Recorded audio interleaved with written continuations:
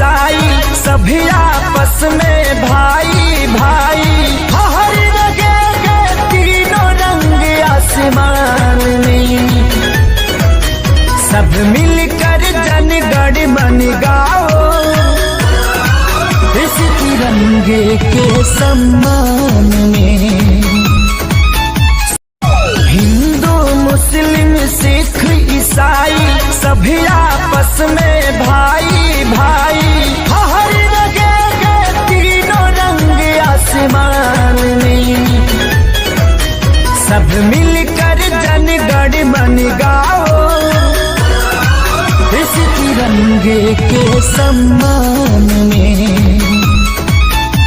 हसत जिंदगी में कहे अगिया लगौला हो, झूठो के राम जी